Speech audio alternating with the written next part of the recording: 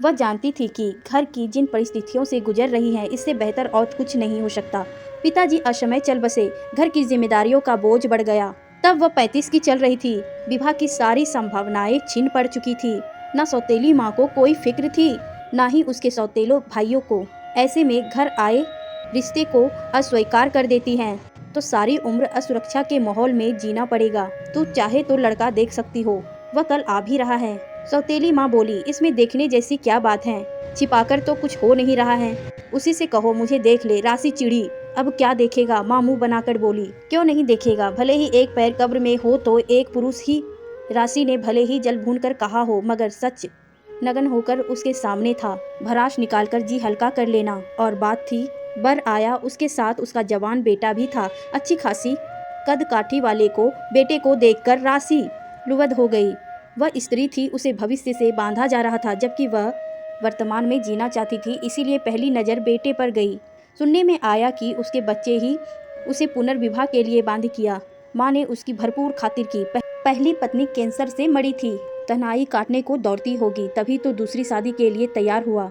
पुरुष कितना खुदगर्ज होता है, पहली पत्नी मरी नहीं कि दूसरी शादी के लिए तैयार हो गया। वही स्त्री से उम्मीद करता है कि वह पूरी जिंदगी उसकी यादों के सहारे गुजार दे। राशि ने उच्छ्वास ली। उसे अपने सौतेले बेटे सुनील से बातें करना अच्छा लगता।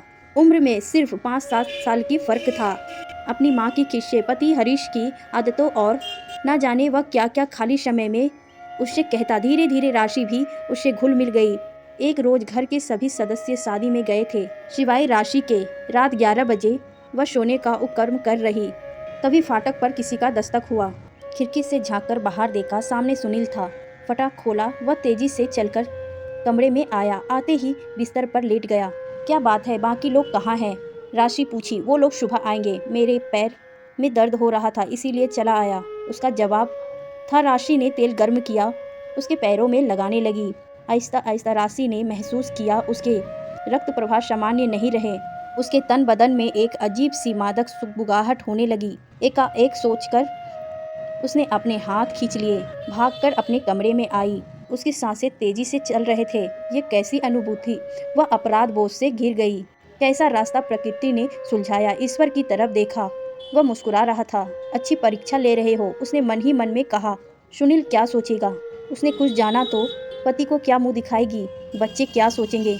तभी मन की दिश बदली। बच्चे किसके बच्चे? पति हैं तो सिर्फ नाम का। सुनील उसका बेटा नहीं। माँ कहने से कोई माँ नहीं हो जाता। मेरे जज्बातों को कुचल गया, मेरी ख्वाहिशों का गला घोटा गया। एक मासूम कली को बगैर खिले मुरझाने के लिए छोड़ दिया गया।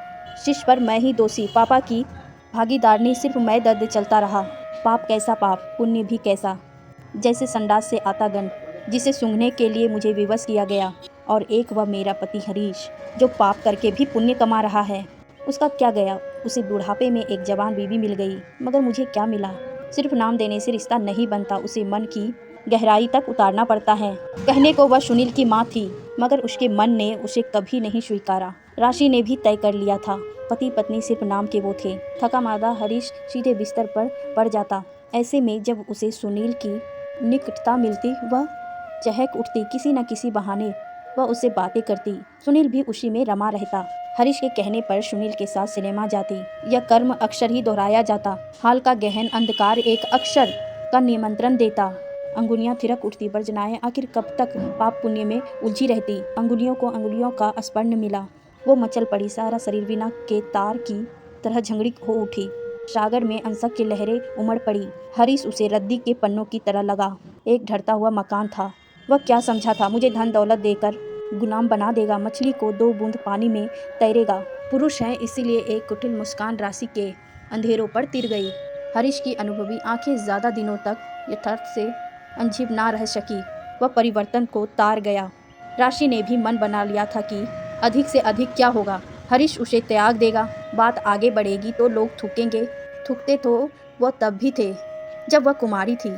अंशयानी तो सभी बनाना चाहे, मगर बिना 7 फेरों के। तब और अब में कोई खास फर्क नहीं था।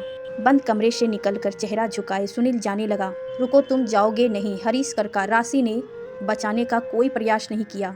एक न एक दिन सच खुलकर सामने आता ही। सो वह डटी रही। क्या तुम राशि से शादी करोगे? हरीश ने ऐसा क्यों कहा? क्या वह दोनों को परखना चाहता था?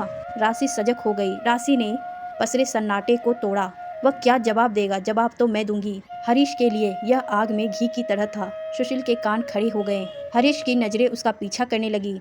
इंतजार करो, मैं अभी आई, कहकर राशि तेजी से चलकर अपने कमरे में गई। अंदर से दरवाजा बंद कर लिया। वह कहती रही, हरीश, मैं किसी नई परंपरा की शुरुआत नहीं करने वाली नहीं, क्योंकि मैं जानती हूँ कि तुम भावावेश में ऐसे कह रहे हो, तुम्हें मुझसे नफरत है।